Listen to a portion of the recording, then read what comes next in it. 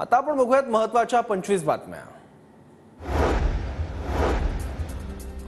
लोकसभेच्या चौथ्या टप्प्यासाठी उद्या देशभरात मतदान। राज्यातील पुणे, संभाजीनगर, शिरूरसह 11 लोकसभा मतदारसंघातील उमेदवारांची प्रतिष्ठा पणाला। पर्वती, कोथरूड, शिवाजीनगर, वडगाव शेरी हा भाग संवेदनशील म्हणून घोषित करा। मविया उमेदवार रवींद्र दंगेकरांची पत्राद्वारे निवडणूक आयोगाकडे मागणी। दंगेकरांच्या मागणीनुसार आम्ही पोलीस बंदोबस्त अधिकचा वाढवणार आहोत, पुणे जिल्हाधिकाऱ्यांची माहिती। साताऱ्यात ईव्हीएम मशीन ठेवलेल्या गोदामाच्या परिसरातील सीसीटीव्ही यंत्रणा कोलमडली। पवार गटाची जिल्हाधिकाऱ्यांकडे तक्रार। तक्रारीनंतर सीसीटीव्ही पुन्हा सुरू। निवडणूक आचारसंहिता काळात पुणे जिल्ह्यात आतापर्यंत 14 कोटींचा मुद्देमाल जप्त। वेगवेगळ्या मतदारसंघात निवडणूक विभाग आणि पोलीस पथकांची कारवाई।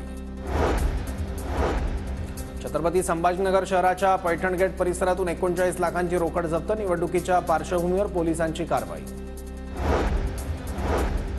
5व्या टप्प्यातील निवडणुकीच्या प्रचारासाठी भाजपचे 4 मुख्यमंत्री मैदानात। उत्तर प्रदेशचे सीएम योगी आदित्यनाथ, राजस्थानचे भजनलाल शर्मा, उत्तराखंडचे पुष्कर सिंग धामी तर गुजरातचे भूपेंद्र पटेलांवर राज्याच्या प्रचाराची जबाबदारी।